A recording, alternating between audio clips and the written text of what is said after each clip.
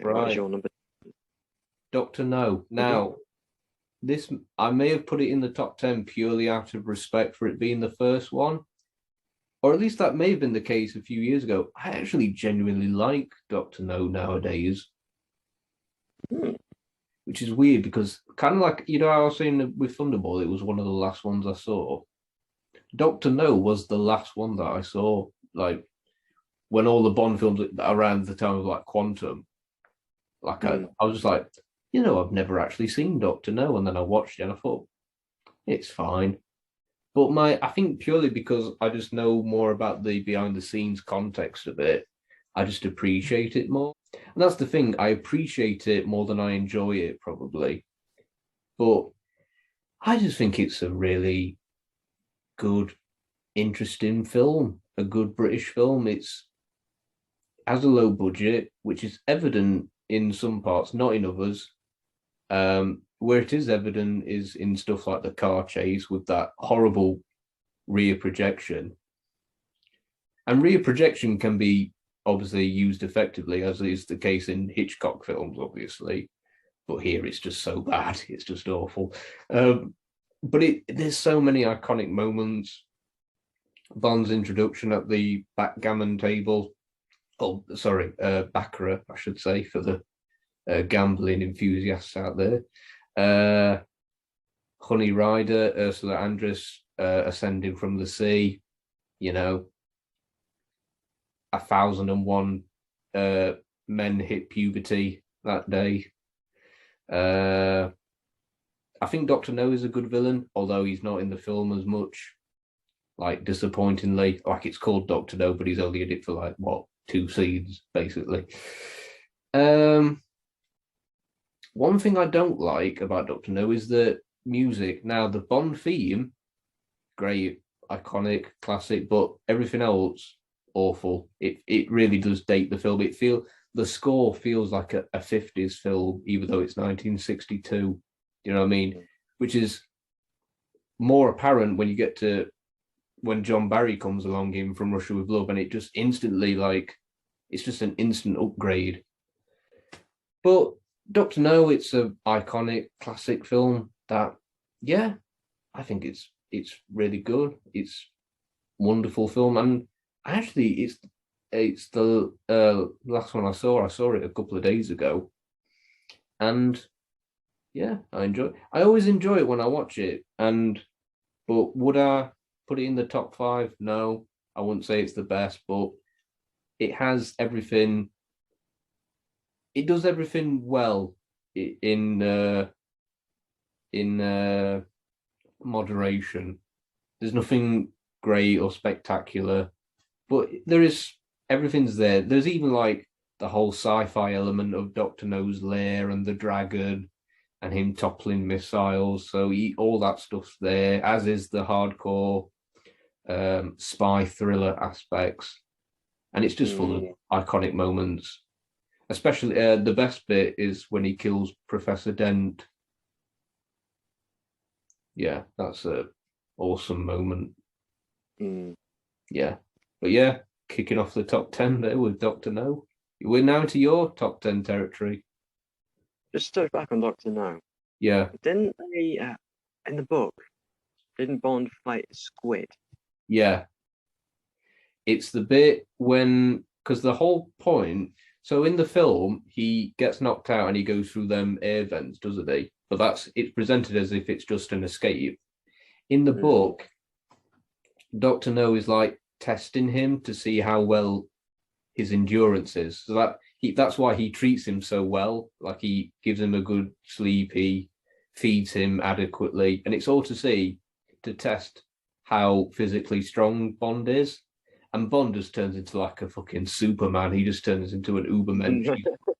All the stuff in the vents, and he fights a giant squid, and then he like kills Doctor No by burying him in bird dung.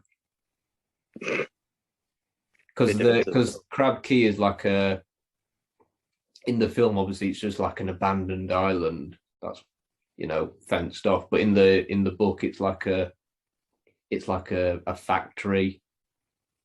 it's like a front for Doctor No's activities, and they like process bird dung or whatever it's called. I don't know what it's technically called, but yeah, yeah, he does. The Doctor No book is actually one of the best ones as well. Mm, Yeah, okay. yeah. But yeah, yeah. Right. So my number 10, yeah, number 10. On Her Majesty's Secret Service. Fair. Yeah. I admit when I first saw it as a kid, I didn't like it because I thought it was long and boring. Yeah. But rewatching it, you realise that it's actually like riffing on like before, like what happened before, but sort of like challenging it. It had a different formula to it. Yeah. Yeah. It almost had instead of like the traditional 3-act structure, it felt it had more of like a 5-act structure. Is Mm. that fair to say? Mm-hmm. Yeah. And again, I think that's out of the whole films to be sort of like iconic.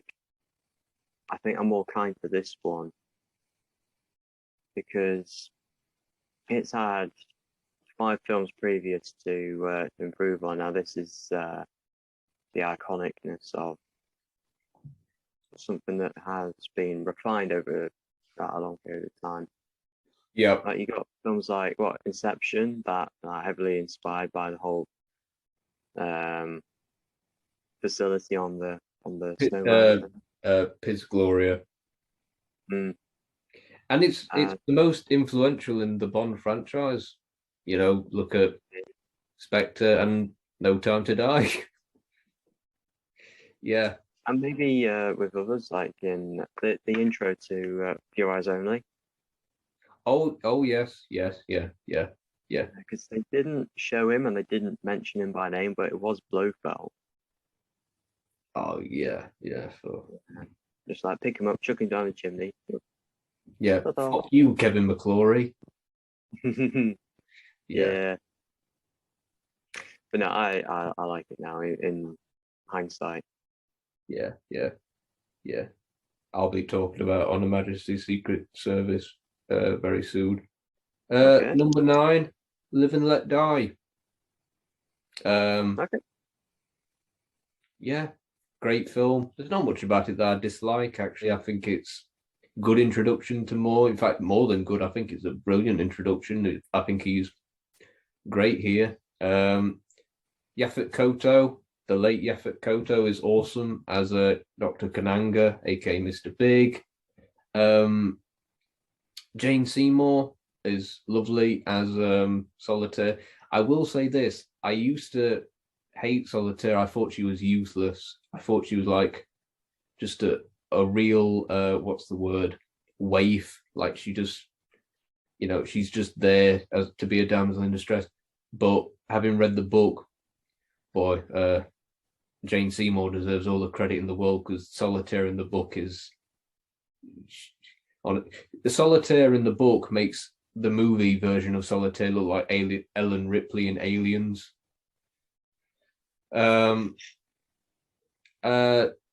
The song by Paul McCartney is one of the best, as is the whole soundtrack. Really, I like the variation of the Bond theme in Live and Let Die. I think it's really good. The boat chase scene, awesome. Goes on a bit too long, I think, a little bit, not by much, but I think it overstays its welcome by a few minutes. Good henchman in Tee Hee, and very different to other henchmen before him, as is Baron Samedi. Not in it that much, but he does leave a lasting impression. Yeah, awesome film. Darling.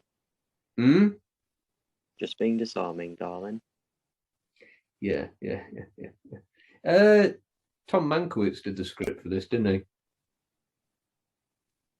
I can't recall.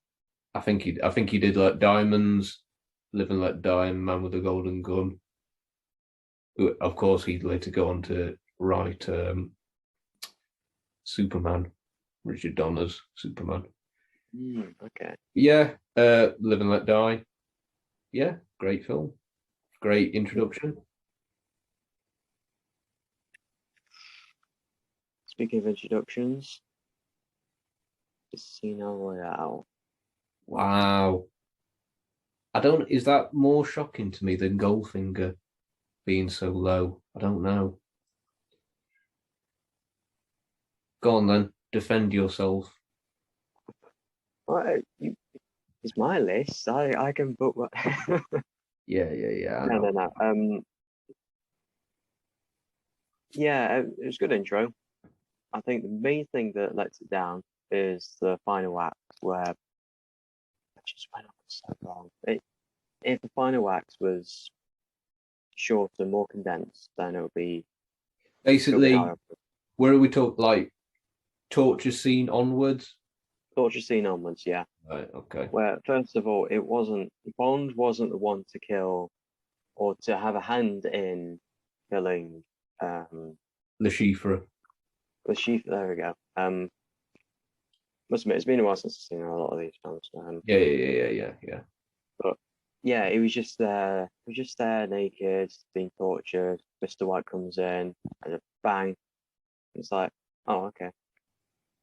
But Bond didn't have an active. It wasn't an active protagonist in that point, where Yeah. the story just resolved by means outside of his control.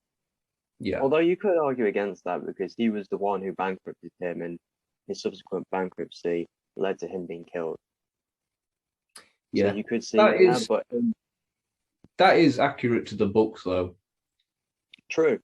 Yeah. But I think I mean, more it's actually probably, with the exception of Honor Majesty, the most faithful to the books, except it just updates it because in the book, obviously, it's all about financing Smersh, Soviet espionage, whereas they've just updated it to finance third world terrorism. But yeah, I was surprised it's very low though because obviously we've not got to Dalton yet, and your estimation. oh, Yeah, it's strange to me that it would be this low because this Casino Royale. I mean, I'll get to it soon enough, but I think it really changed my perspective on the franchise. I thought it was quite revolutionary.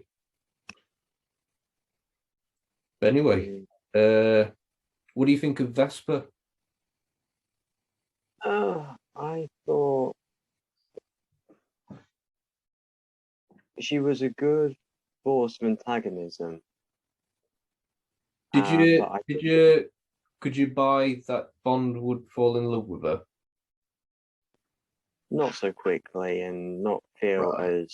as he did afterwards. I mean, it's difficult to show that in a. I was going to say in a 2 hour film, but 2.5 hours, so more. Yeah, but I felt that it was a bit. That bit was a bit contrived. Yeah. But then again, I feel that there was adequate like setup for that payoff. So I'm not as you know what I said about oh, you didn't quite buy it for well I think we both said it about Spectre, how oh yeah that just seemed a bit contrived. I don't think that as much, but I feel more could have been done. Okay. No, that's fair. As my thoughts. But the change of style I feel works. Yeah. Especially after Die Another Day. Yes. Yeah. Updating it. Well, I've adopted That more seems to approach. happen a lot with the franchise. It's like they get too big and then they like take it straight back down to earth, like Moonraker, For Your Eyes Only. Yeah. Even like You Only Live Twice, On Her Majesty's Secret Service, Die Another Day, Casino. Yeah. It's an odd trend that they have with these films. Okay. Awesome. Next one. No Time to Die. Hey. So this is kind of the anti-Spectre in a way, whereas with Spectre, I came out of it thinking, yeah, it's like the second best Bond film, it's great, and that now I think it's like the second worst. No Time to Die is unlike Spectre, it's got better the more I see it and the more I think about it. So when I first saw it, it was pretty much slap bang in the middle. Like, yeah, it has great moments, but I'm not sure about others. Then he was like, so he was like, around 14, 15. Then he was like, yeah, it's on the cusp of being in the top 10. And then it was in the top 10, and now it's number 8 currently. God, it might be the top 5 in 2 or 3 years' time when the next one comes out. I don't know. I think one's thoughts and opinions on No Time to Die are purely hinging on one factor, and that is the ending. I feel like if you are on board with the ending and the decisions that they make to kill Bond, you'll either love it or you'll hate it. It doesn't matter what's happened before that bit, whether you enjoyed it or not. It all hinges on the ending. And for me, luckily, it worked. I wouldn't want them to do something like that ever again, but I think it works for Craig, and I think it's a good way to end his tenure. But there's other things. I mean, there's not much in it that I dislike. I like the song, surprisingly, by Billie Eilish. I think it looks fantastic. This is one of the best. That's one thing I will say about the Craig films. Like, these are the best looking Bond films ever, like, as far as I'm concerned. I think Cary Fukunaga was the first American to direct Bond. He really brings his own sense of style and wit to the Bond mythos here.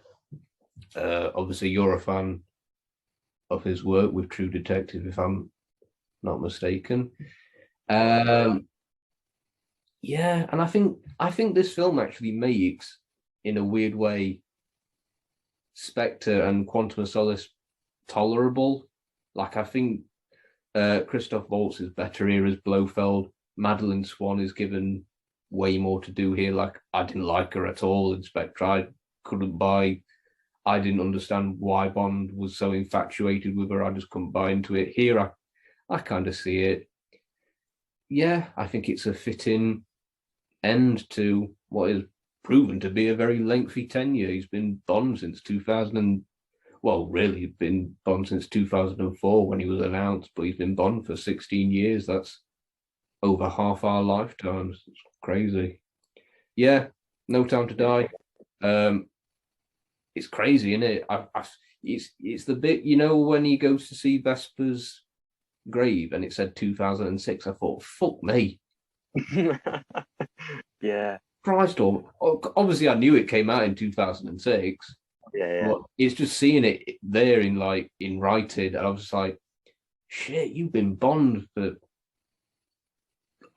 nearly 2 decades. It's crazy. But yeah, No Time to Die. I think it's an excellent film, but I do think that this is will probably be the most polarizing in the whole series. Fair. One thing I didn't like, it's not necessarily that I didn't like it. I thought Safin was quite underwhelming. Yeah, that one. Yeah. Wasn't clear on that. Didn't think he was bad. Yeah, I didn't think he was bad, but it was when a friend of mine said that he was quite poor, and I thought I didn't think he was that bad, but looking back on it, it's like, yeah, they don't really. I would have just preferred Blofeld to be the villain again. You know what I mean? Just have him break out and not just be a glorified cameo. It is interesting though, because you see it how stuff begins with Casino Royale, and it's like, so grounded and gritty, and then you get to this, and it's like the villain's got a secret lair, world domination is the plot. It's interesting. The evolution of the Craig Bond films is crazy to me, but yeah. Yeah, it's interesting to see that, isn't it? But it's yeah. Of all the ways they could have done that, it's probably the most realistic. Oh yeah. It just feels like it's just weird, Oh, and also I can't really go without mentioning Paloma, the whole Cuba sequence. Great. And also the pacing is brilliant. You know, earlier I was saying about Quantum of Solace, like it's only 90 minutes, but it feels like it takes 90 years to finish. This one, it's what 2 3/4 hour, flew by. Pacing was, I was astonished. Like I was like, man, that's 3 hours, man. I could watch that again. Yeah, No Time to Die. Yeah. Okay. From Russia with Love. Of all the Connerys, I feel this one sort of like has the best vibe to it. Closer to a thriller. So all the Bonds, I feel, well, all of his Bonds have been. Just, It's his. We should mention it was also his favorite film that he did. So take that for what it's worth. Oh yeah, yeah. But it also had I feel it's the most grittiest of his as well, most grounded, Yeah, and yeah, it's been the one that has stuck with me the longest. yeah. I concur. Yeah. I don't think I can add any more that hasn't already been said. Well, I'll be talking about it soon because spoilers. It's in my top 5. Uh, Next one, Spy Who Loves Me. It's Moore's best film by 25 miles. It saved the franchise pretty much after the disappointment of The Man with the Golden Gun, both critically and commercially. And this film, much like GoldenEye, it kind of just said, yeah, Bond is back and he's here to stay. It just did everything that it needed to do. It took risks, and it just felt like a big deal. Like Man with the Golden Gun felt very low key, low stakes. Spy Who Loved Me has these big moments like the parachute jump, the villain's lair,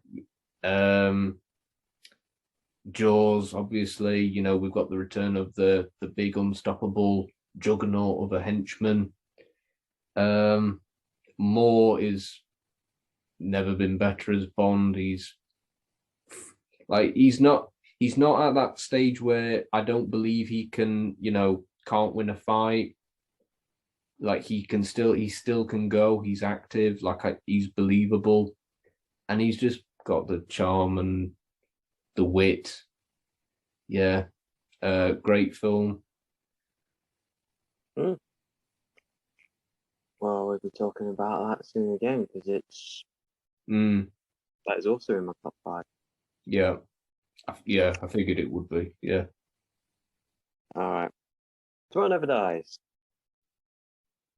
Shit. Oh yeah, I've forgotten about that. Yeah. Yeah, you ranking it so low, and I just but no, it's high for me because I just enjoy it. Like the vibe of it is just great. Like I said about Michelle Yeoh, she was great in it. Yeah. Like the back and the forwards, like both action and chemistry, it just worked. Yeah. And Jonathan Pryce, he had out of almost all the villains, I would say he had the most fun. And he was also some of the most fun to watch as well. Because wasn't he based on Rupert? You can tell he had a blast on set. He never gets mentioned, like when they do these rankings of like best Bond villains, he never gets mentioned, weirdly. But I do enjoy him. I don't know. It's just it's just a Bond film. Do you know what I mean? There's just nothing about it that speaks to me or titillates me or anything like that. I mean, I just like the idea of like a news network and someone who's not doing it just to gain power, but someone using it to orchestrate World War III. Yeah, but not for the sake of like any political reasons. I just want to get the headlines. And that's like, maybe that's the thing though. Maybe it just feels too real to me. I don't know. Maybe. Yeah. Yeah, but for me, his motivation's just being a bit different. It's unique. It's Mm, I'll give it mm. that. Yeah, I don't know, man. I just it's just always been like, yeah, it's just one of them. That's it. To each their own. Yeah. Well, speaking of Brosnan, GoldenEye. I should really point out, like, from this point on, we're in like God tier. Like we're in the great. So these are like you can switch them all you want, really. These are like the best of the best as far as I'm concerned. GoldenEye, very similar to Spy Who Loved Me, really, in that I was saying that, you had that those two films with Dalton, and then he gets the film series gets mired in legal troubles, and it's in no man's land for like 6 years, which I'd say is crazy, but the gap between Spectre and No Time to Die was 6 years, so, which is depressing. GoldenEye, I think it's just perfect Bond. Really, Pierce Brosnan's great. He gets a lot of shit nowadays. I don't really know why. I don't know why people have suddenly turned on his Bond. Yeah. Sean Bean, one of the best villains. In fact, the whole set of villains, Boris, Xenia, all great. This is like the best rogues gallery in a Bond film, along with like From Russia with Love, like best set of villains. Great action sequences with the tank chase through, Russia. There's a very unique look to GoldenEye as well, and I don't really know what it is. It just looks different to all the other Bond films. It also sounds very different. Yeah. I don't know what your thoughts on the score for GoldenEye is. I despise it. I think it's awful. It's like the one bit that like really I think that's what stops it from being like in the top three. Yeah. But yeah, but other than that, it's top tier class A Bond. Okay. No Time to Die. Yeah, yeah. This might be the whole rose tinted glasses thing, because it being like fresh out and that. But I don't think so. I don't know because by this point, when Quantum and Spectre came out, I'd already been like, nah, it's because when I saw those movies, I tricked myself into thinking they were great, but after like a few months, I was just like, yeah, they're pretty shit actually. No Time to Die. No, I don't think it is. I think it's genuinely just great. nah, but like it just feels like the cinematography Mm, is great, like very colourful, going the opposite way from Spectre. And that, yeah, I'm sorry, Roger Deakins, but the cinematography of No Time to Die is better. yeah. Um, Making but Mexico in the pre-titles piss yellow. that makes sense because the whole stereotype of Mexico in Hollywood films being it's yellow, Yeah, I know. not You embracing see like that behind the red. scene. You see like behind the scenes footage of that sequence, and it looks fine. And you just think, why have they put this urine sample filter over it? Yeah, but yeah, No Time to Die. The cinematography is spectacular. It's eye Yeah, popping. It's wonderful. yeah, because it was just great. Like with Fukunaga, was it Mhm. the one take up the stairwell? Yeah, yeah, That yeah, was yeah, they did it in two takes, I think. yeah, I think you second. Because that's just reminiscent of his one take he did in True Detective at the end of episode 4. yeah, yeah. So they go Absolutely. to the houses and that was great. But yeah, the one in that was also great. Now, what you mentioned about the romance from Island 4 not being that convincing, I think it's almost beneficial to do that, like to have that done away with like in the previous film, and for them to do it, it's like, well, Yeah, we already established let's just carry on with it. They can Yeah, do that yeah, without having to keep on proving it, because yeah, however well or badly it's improved, it's there now. yeah. I think you could criticize the film for that though, because it does feel, it feels like it's kind of like it's indebted to the previous films, but that's not anybody's fault really. Because given our spec trends, it's not like they could have just been like they needed to have Madeline Swan come back in a way. Like it would have been incongruous if it was just business as you. If it were, because the thing that we've wanted in the Craig tenure is just another mission. We just want Bond on a mission. We don't want this big overarching plot. But by this point, it would, if they had just done a regular mission, it would have felt strange. Yeah, If they had done something not tied to the previous films. But yeah, what do you think of Craig in No Time to Die? I think it was great. I agree. He because I was worried that it was going to be Sean Connery and Diamonds Are Forever 2.0. Like, we know how much money he's banking off of these films and what. And obviously the comments he made after Spectre came out, the whole slit wrists thing, and I'm thinking, oh god, he's probably just going to sleepwalk through it. No, he's awesome. He's great. Just amazed it actually got made. Like hearing about all the behind the scenes stuff. Because first of all, oh yeah, it's going to be released in 2019. Which I mean, considering world events, if that went ahead, it would have done. And Yeah, we would be probably talking about the next Bond film going to come out in 2022 by now, wouldn't we? But it got delayed with the whole you're changing directors thing, and then you got all the things about there's a fire on set, there was a camera in the ladies' toilets in the studio lot, Daniel Craig, injuries. yeah, was it collarbone or was it his arm? I can't remember. And But all this yeah, stuff. the problems that plagued the production were not out of they were never not in the headlines.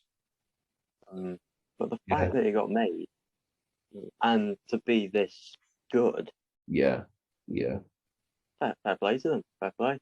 yeah. No, it's great. I honestly, the more I think about No Time to Die, the more I like it. So it's funny that, isn't it? Like with Craig, it's like he has two of the worst and three of the best. It's just a proper yo-yo. It's dead weird. Anyway, top five now. And I Yeah, think you've spoken about all of them with the exception of one. But anyway, Goldfinger. Uh, this is the Bond movie. It's the one that everybody knows, everybody's seen. If you've not seen it and you're gonna die in the next 24 hours, please watch it. Um, it just has everything. I think the opinion, the mass consensus of the film has shifted, as evidenced by your take on it. Like, I think I was talking earlier about how when we were talking about Thunderball, how this was always like number one in the polls. I feel like that was the case for the longest time. Like this really was the gold standard, pun intended again, for the franchise. This is the one that really set the blueprint. And I feel like nowadays I think people are more likely to put Casino and Skyfall above it. But for me, it's still a great film, warts and all, and flaws and everything. And there are flaws. Obviously, you talked about it with the whole conversion of Pussy Galore from a lesbian to a straight lady, and also the whole section with the stud farm in Kentucky. Like it serves no purpose. It's kind of similar to how in Raiders of the Lost Ark, one of the criticisms is that Indiana Jones doesn't affect the plot. Like if you took him out, it would have played out the same.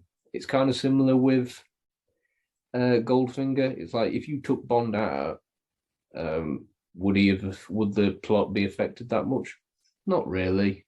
I don't think. But I think the superficial elements of Goldfinger are all spectacular. I think Gert Frobe is awesome. One of the best villains. Odd Job, same thing. Connery is Bond in this. He just nails it. Yeah, Goldfinger is, to me, just, yeah, it's still a great Bond film and always will be. My number 5, Spy Who Loved Me. Yeah. Yeah, just find it fun. Like, there's good pace. You had moments of darkness. You had moments of like lightness and levity. Never going too far, never going like too like from one to the other too quickly. It was. Oh, yeah. Jaws is terrifying in this. It was that guy that it was on the rooftop, and Sandor. pardon? Sandor. Yeah, I think so. And he grabbed hold of Bond's tie, and it was Yeah. like, What a helpful chat. yeah, and it gives him the answer, and then it's like, just Yeah, whip yeah, his tie out and just let him fall. Like, yeah, didn't yeah, have to do that. Well, yeah, yeah. you know, I mean, he probably did, but you know, still Yeah, cool. it would have been a bit weird if you just like, yeah, okay, you can come now. Just dust him off. Yeah, Like, yeah, that's the thing where people talk about that. It's like, what's he supposed to do? yeah, just be like, oh yeah, sorry, mate. Yeah, fancy a pint. Yeah. I mean, They're not gonna be all he fucking did, friends, are they? I mean, the guy did just try to shoot him in the back. Yeah, and if you've given vital information to someone and they let you live, you're Yeah, going to make sure they're not going to do anything with that information. Just so no, Bond did the right thing, but it was still cold. yeah, yeah, yeah. It's just a really fun film, isn't it? And that's all it needs to be. Yeah. Yeah. That set with the submarines, well, yeah, Oh the yeah. submarine. That The was the great. the three submarines. Mm, mm, Yeah. it British, was. Russian, and American in that big tanker thing. Yeah, because I just found that very, very, very impressive, and just the whole pace and Yeah. that. I know you said something about the villain. Oh, the other thing, I just wanted to riff on what you said about Moonraker with the gags and that. There was a scene similar to that with what was it, the Lamborghini? Lotus.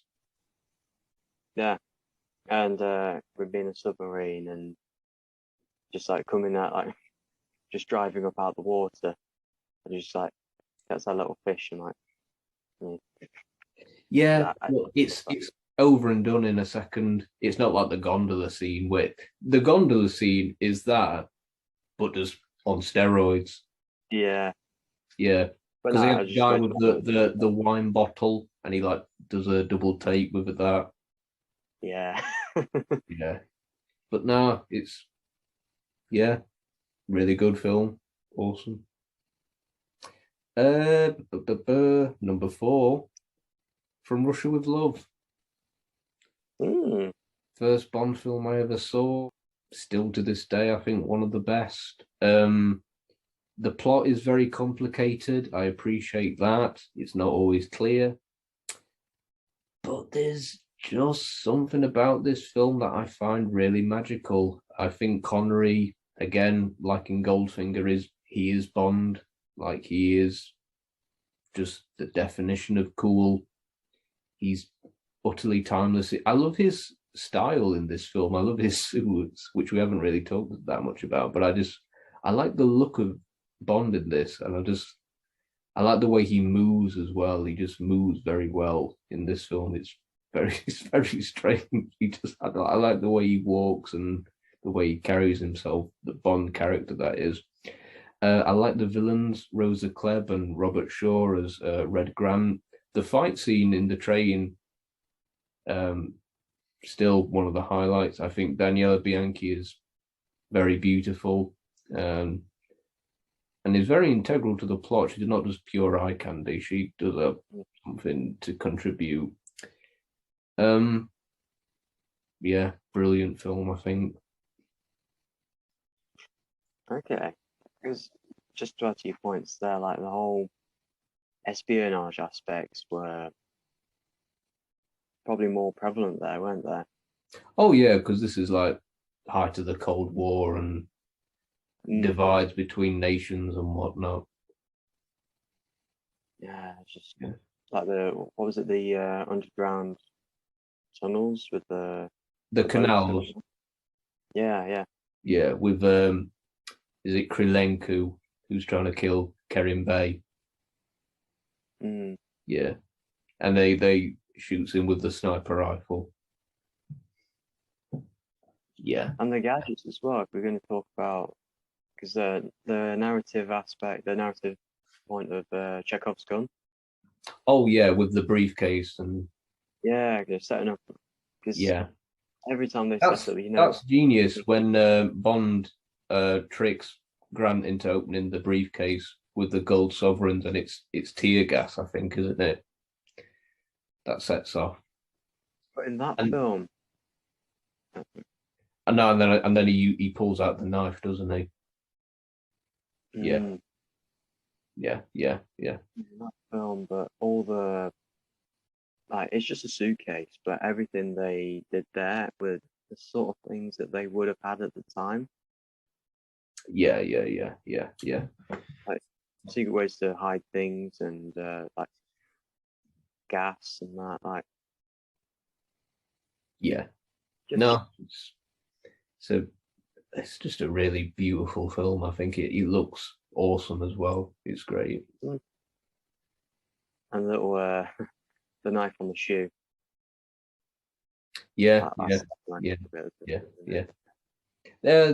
I should just say, since though we've talked about the books a bit already, From Russia with Love was also the first book I ever read, the first Bond book, that is. One of the best ones. I'd say the three best Bond books are Casino, Moonraker, and From Russia with Love, for those that are interested. In fact, I've got them. I don't know if you can see it here. These red things here. Oh, okay. That's all the Bond books right there by Ian Fleming. In fact, Oh. also, he, in addition to writing Bond books, he also wrote two non-fiction books, which I have here, just making sure that they don't topple over. He wrote one also about diamond smuggling in Okay. South Africa, and he also did a travel log book, which is basically just him talking about the places he's visited. Everywhere from New York to Naples and Tokyo and Tokyo, Japan, and interesting stuff. But yeah, anyway, that's From Russia with Love.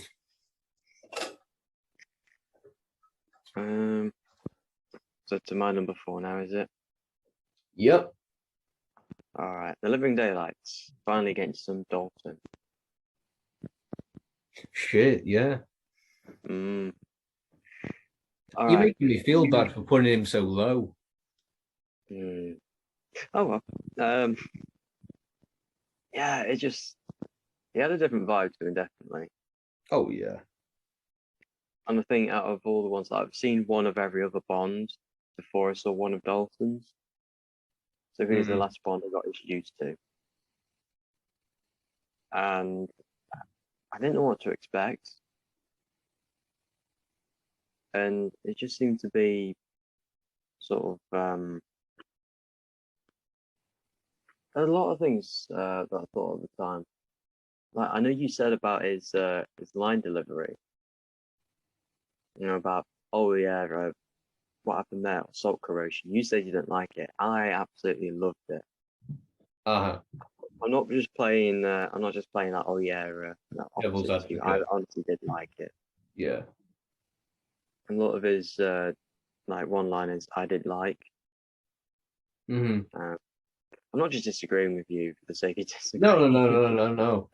No, because I was shocked. When I was compiling this list, I thought that Living Daylights and License to Kill would be in my top 10. But yeah, they're just not. There's nothing really much about Living Daylights that I dislike. It's just I don't find the villains that compelling. And also, I do feel like this script was written with Roger Moore in mind, but they had to hastily rework it to fit Dalton in. Maybe that's just me. I don't know. I see what you mean there. See what you mean. Because there's a deleted scene where, thankfully, it was deleted, where Dalton escapes the. It's after he assassinates Pushkin and he escapes the police by going on a flying carpet. That is taken from a Roger Moore film. Obviously, they took it out. Once they'd filmed it, they were just like, yeah, this doesn't work for Dalton, does it? But it's things like that. Whereas License to Kill, I feel like that's a Dalton movie. Do you know what I mean? The opening Gibraltar scene. Also, really like great because you had because you knew you were going to be introduced to a new Bond, and you had three of them. You didn't see their face. Dive down. See one of them. Oh, is it him? No, it can't be him. Then do a short film there. Yeah. And the other one, oh, is it him? No, he's not. And then you see him, and then the theme kicks in, and then incidentally, that is one of my favorite introductions for Bond. I think it's like my second my second favorite after Sean's in Doctor No. It's just from that one look on his face who he is and what he's about, and the fact that he did most of the stunts himself is worthy of praise. No, definitely.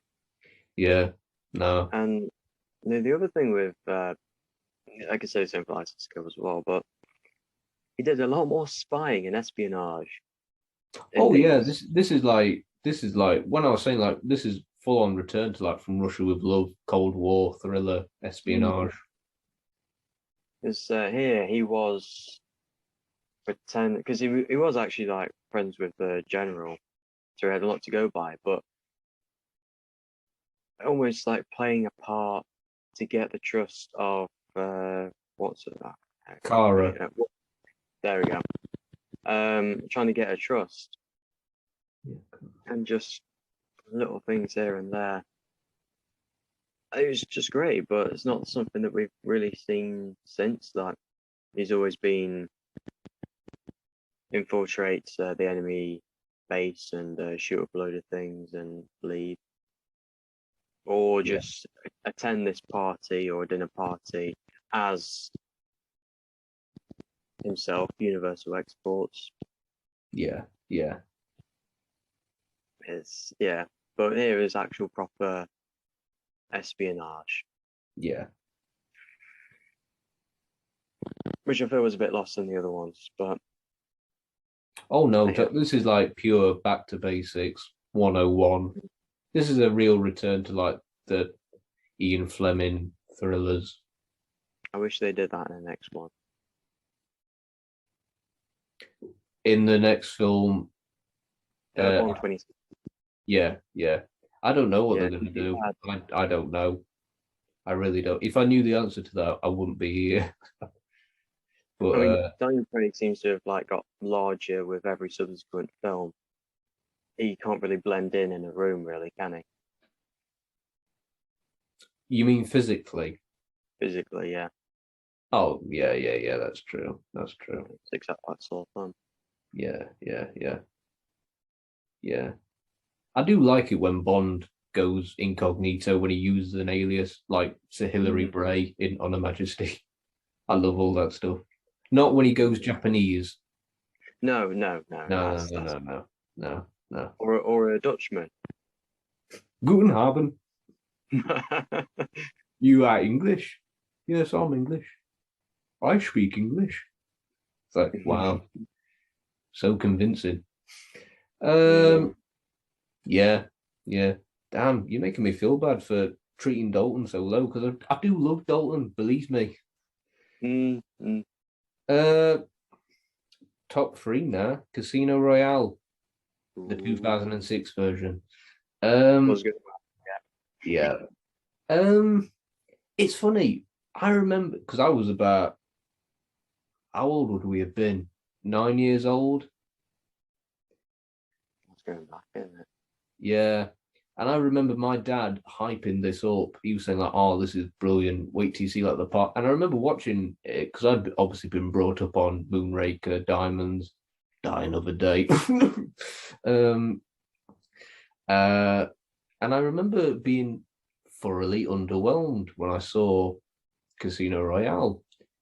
And now I think it's top three material. I think it's great. I think it's just a great film. I think I always thought it was a great film. I just didn't enjoy it. I would take a Moonraker over it, and now it's inconceivable that I would do something like that. This really is one of those rare Bond films that feels tangible and palatable and real. And I think it just works. I think Craig really works here as Bond. He proves that the Bond character can work in a post 9/11, post Jason Bourne type of world. The plot is pretty basic. It's close to the book, but it's what it needed after Die Another Day. It does everything it needs to do, and it does it so well. Martin Campbell comes back to direct after GoldenEye. He's hit 2 home runs. I wonder if they'll bring him back for the next one. I don't think they will, but yeah, I think Casino. It gets better the more I watch it. I think I see now why people loved it and still do. Yeah, it's awesome.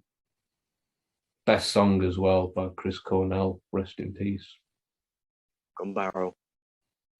Oh yes, yeah, Gun Barrel. The best use of the gun barrel.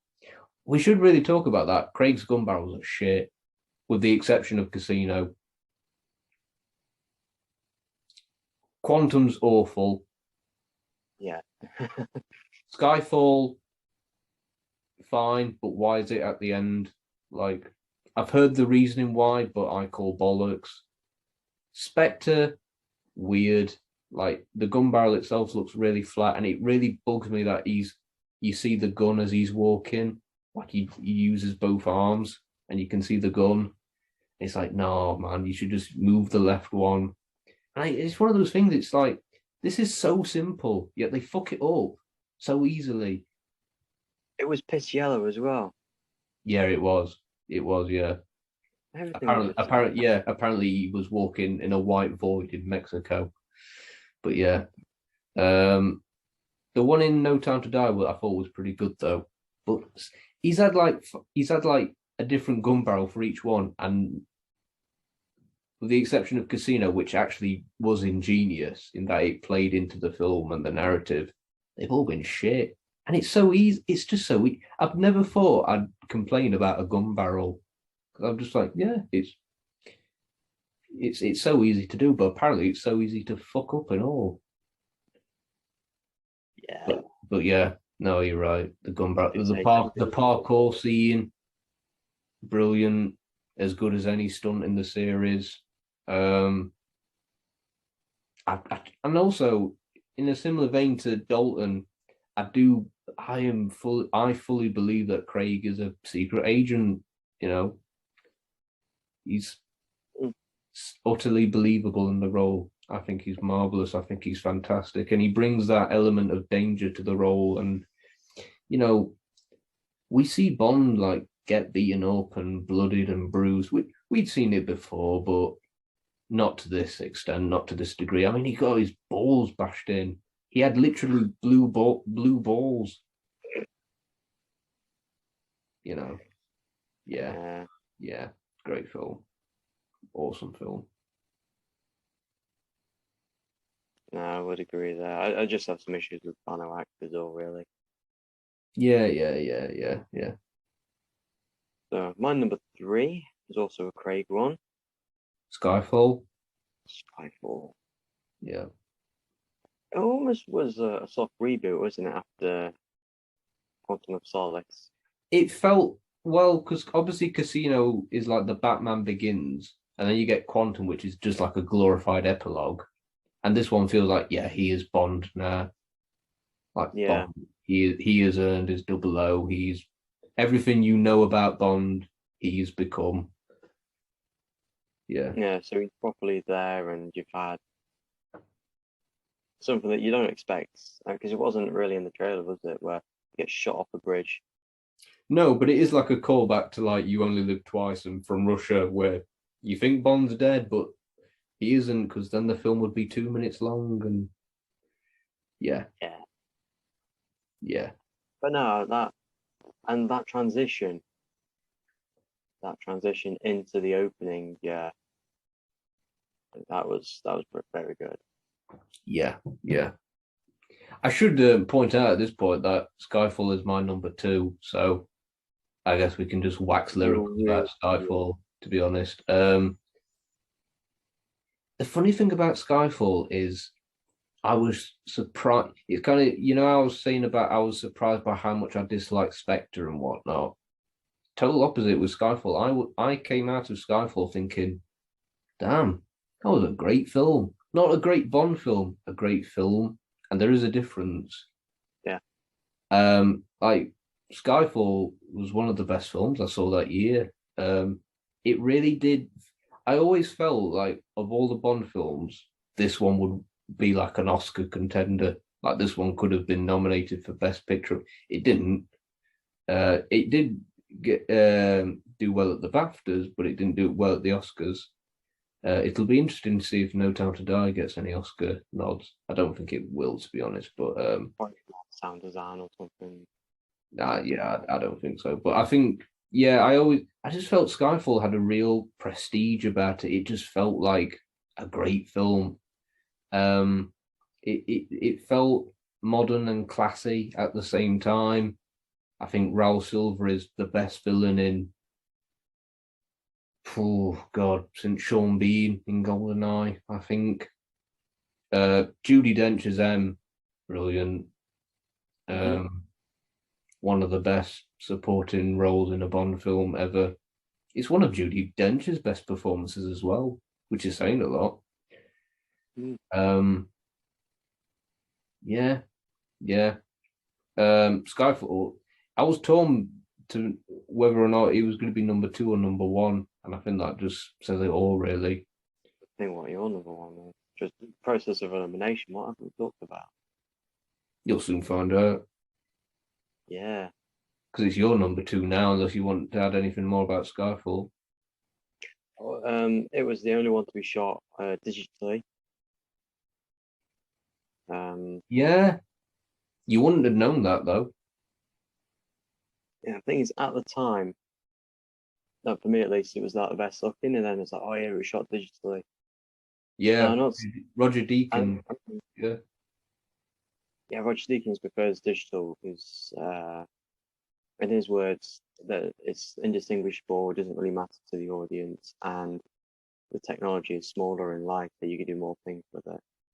yeah. Getting into the film versus digital debate. I mean, be here all day.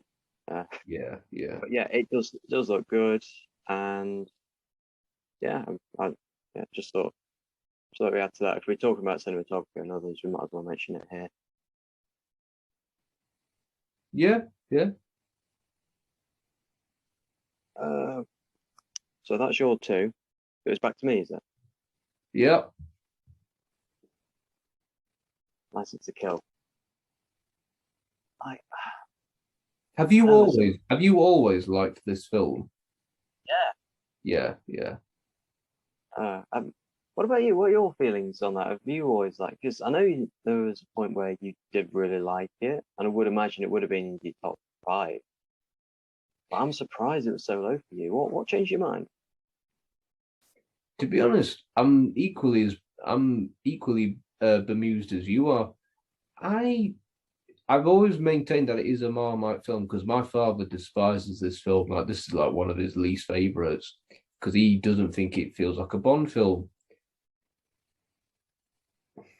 And I understand why he feels that way because it really does feel like a sort. It feels because it's got that whole kind of Scarface, Miami Vice vibe about it. But I think a lot of it is due to Dalton. I think Dalton just carries this film. Um, I don't know. There are some like on my recent rewatch. there were things in it that didn't sit well with me. Like I thought the bar fight was a bit shit. Like that was very like this.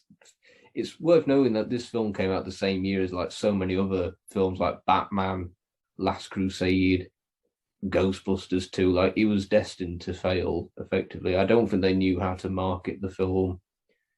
Well, they clearly didn't because it was originally supposed to be called License Revoked, but then some genius at United Artists did some kind of questionnaire or some poxy spreadsheet or whatever, and it was decided that most Americans wouldn't know what the word revoked meant. So they had to change it to License to Kill.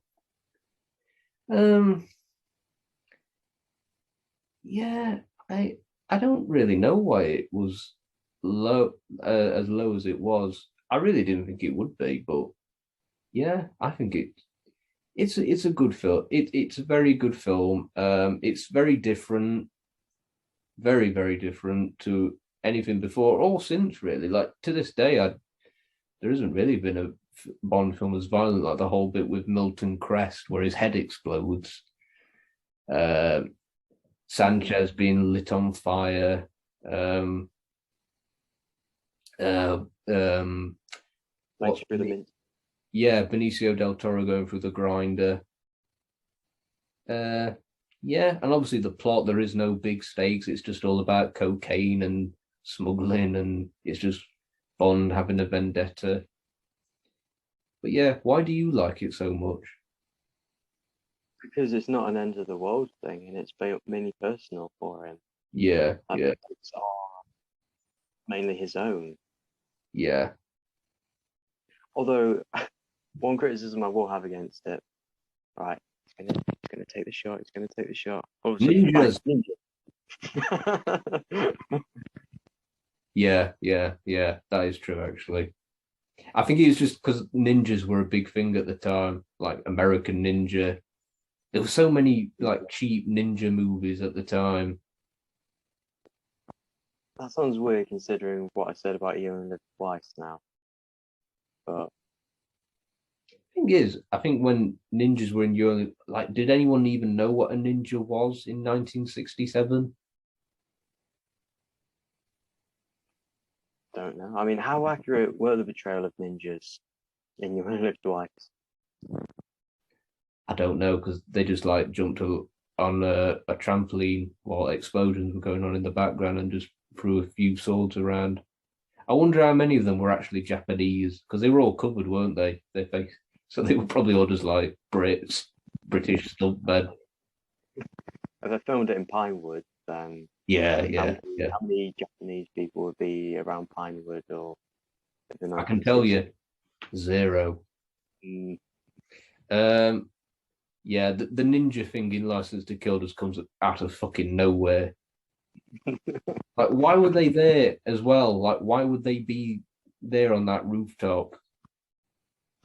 But yeah, yeah, yeah, it's just it's great. I tell you what I don't like the Bond girls, or rather, I don't like one of them. I don't like Sanchez's mistress, Lupe. okay, why's Um, that? oh, she's a terrible actress. I don't remember her name, but she the only other thing I've seen her in is Mortal Kombat Annihilation, which probably tells you all you need to know. I like the idea of her because it's very different to other Bond girls. She's a kept woman, abused and whatnot. But Mm, I don't know. She just can't pull it off. She just can't pull off those nuances. Do you know what I mean? I like Pam. Pam's mm. very good, but not spectacular, I don't think. And that when they her and Dalton are in that boat and they just decide to have sex, that always felt odd to me. It's like they went from arguing and then all of a sudden she wants to sleep with Bond. That just boosts the powerful magnetism that Bond has. Yeah. I don't buy it. Not with Dalton anyway. Like he just doesn't. Yeah, yeah. And also, this is a real nitpick of the film. You know, in who decided it was a good idea to give Bond a Dracula haircut?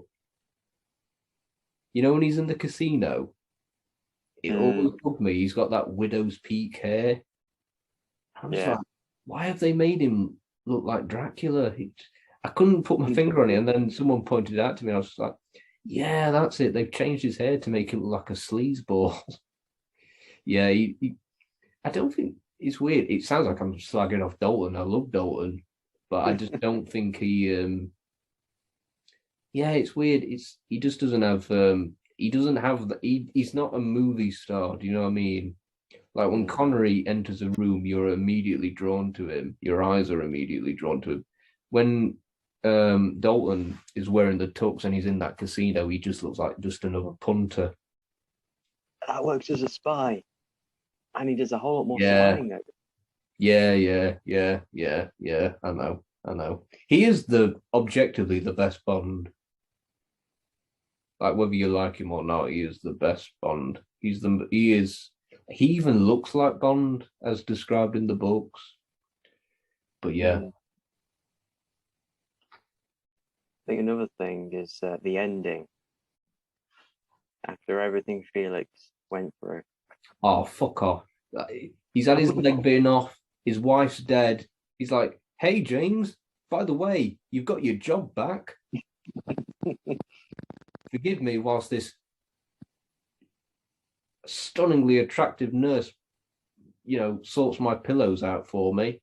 It's like, if I was Bond in that moment, I'd be so pissed. I'd be like, you fucker, I've avenged your dead wife, and you are like acting like nothing's happened. But yeah. Mental. Yeah, that's the thing. Like the ending, it feels so odd.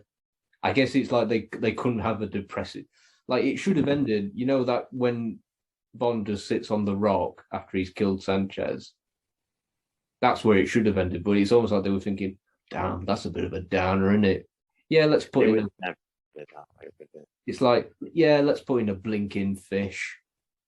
Yeah. It's a shame he didn't get a third film though. Oh, definitely. Yeah. Are we we're down to our last one, are we? Yeah. Have you figured it out yet? It's George's. It's George Lazenby. Oh, of course. It's my favourite Bond film, On Her Majesty's Secret Service. Oh. Yeah. Yeah, it's the best Bond film. It's weird. I don't remember the first time I saw it. I can't picture it in my mind's eye. I always knew it was the one where Bond gets married, which was odd to me. I think that's because I got introduced to Bond via my father, and my father he doesn't like this film because of George Lazenby, but he always said like, oh yeah, Bond gets married in this, and I was just like, how's that work? And then I found out. I feel like we could dedicate a whole podcast to this film alone. It's the first Bond film to me that feels like a film, not a movie. There's a real sense of class to this film that Peter Hunt, the director, brings, who of course was an editor on the previous films. It looks and sounds so much different than all the others. There's just something about it. It just feels like a film. I guess we should talk about Lazenby. Oh yeah. He's not that bad. He's not like the worst actor in the world. Like it's not a bad performance. Believe me, I've seen bad. It is wooden, and I've seen some people say quite eloquently give reasons why they don't think it's a wooden performance. they may as well be telling me that the sun is pink, because he is wooden as far as I'm concerned. But I think it's he just doesn't have he can't do like the nuances that Connery could. Like Connery could communicate an emotion using just his eyes. Like he was a great actor, I think, quite an underrated actor. Lazenby can't do that because it's his. It for those that don't know, this was his first film. That would never happen today. Would he basically tricked his way into becoming Bond? It's quite interesting if you read the behind the scenes stuff, but he can do the physicality stuff, and I think he can do like the sensitive stuff, like the ending when Tracy dies. Spoilers for a film that's nearly 50 years old, over 50 years old at this point. It is, yeah. Yeah, yeah. 53. Yeah, 53. You know, he handles those bits well. It's yeah, I love this film. It's perfect for me. It's if I was stranded on a desert island and they were like, you can only take one Bond film with you, it would be this one. John Barry's score, Oh yeah. is best work. Didn't they reuse it in A View to a Kill? Oh man, they used. I think they reused it for No Time to Die. Oh yeah, but Barry scored A View to a Kill as well. Yeah, mate, he scored loads of them. Yeah, but it just found it I think weird that how they like brought the that some of the in. slow melodic things, yeah, but It was in the fire truck yeah, chase. yeah. I know what you mean. Anyway, No, it's the best Bond film for me. My favorite. So what's yours? Is it GoldenEye? it is, yeah. Yeah. Okay, first of all, it's also my favorite score of any Bond film. Is it? No way. Really? Yeah. I was sort of like clenching when you said, "Oh, the score's terrible." Like, okay, I get it, right? Maybe acquired taste, but I really like the score to it. Really? I it just doesn't sound like a Bond film to me. Like it's I wish that they do a version without the score, just like with David Arnold doing it. But hey, fair play. Like, yeah, no, I never liked the score. Like, even as a kid, I was just like, this sounds wrong. Just sounds really odd. I just like that sound of like the as go, like ooh. No, it doesn't sound like that at all, but No. that sort of like echo, like Yeah, I know what you mean, but hmm. yeah, it is unique. I'll give it that. It's unique to Eric Serra because almost every other film he does, he uses that sound.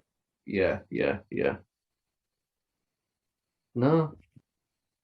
Yeah, I just found it. Because ironically enough, this is for the time.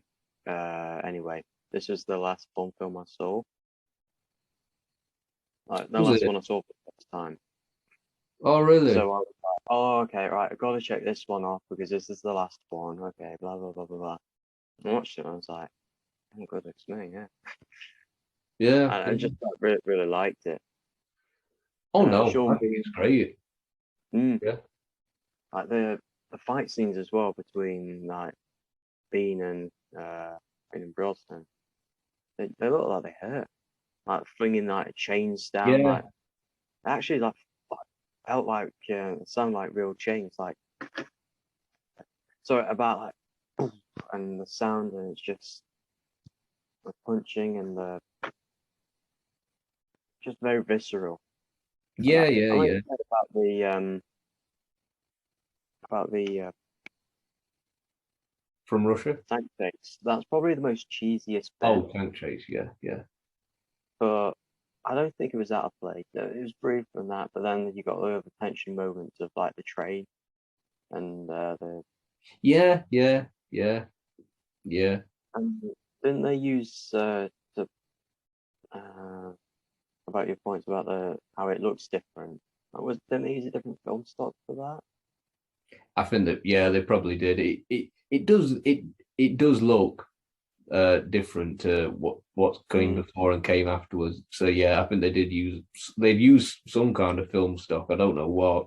I think it was also may have been the last one to use miniatures as well. The Derek Meddings miniatures. Did they use miniatures for Die Another Day? I don't know. I don't think. I don't know. Maybe they did. I don't know.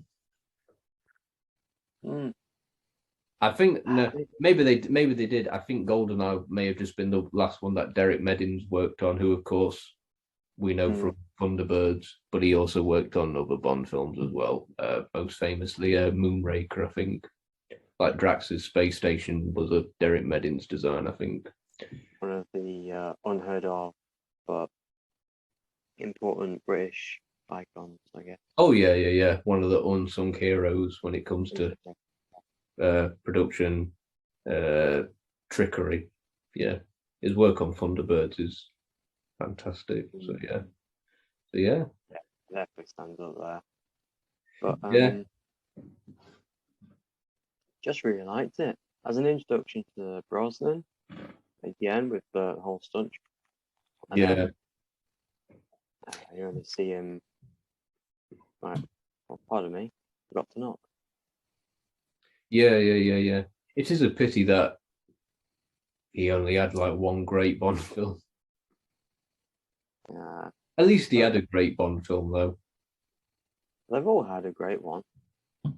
Oh yeah. But it's like I've always just felt sorry for him that because obviously he was going to play Bond back in '87, and then obviously there's like the massive gap, and he gets GoldenEye, but then he gets like 3 very underwhelming films, and then he gets fired. He's the only one to get fired, pretty much. So, I mean, it's like what you said about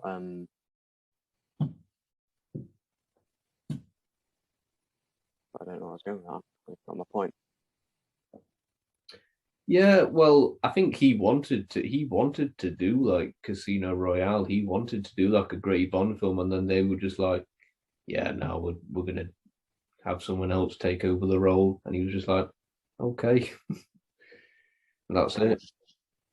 Yeah. It's a real pity as well because it seemed like he really loved playing Bond. Like of all the actors, like apart from maybe Roger Moore, but he just seemed like he could, like he would still play Bond now. I think if they'd let him. Yeah, I mean, Moore wouldn't have done 7 if he didn't like it. Oh no, still.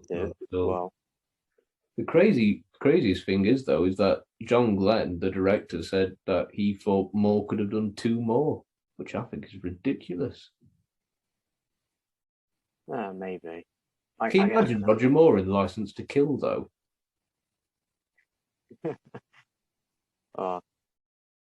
Christ almighty. That would have been Yeah.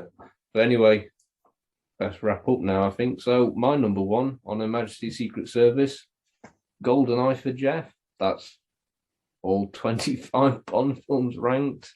For those completionists out there, I would put Never Say Never Again at the very bottom, and I'd put the 67 Casino Royale.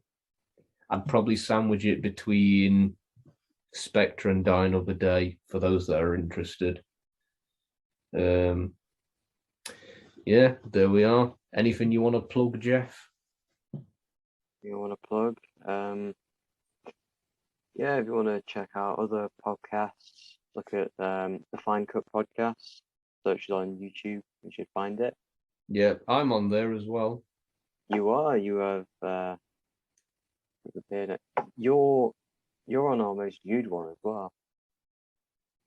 See, Cash Cow. There we go.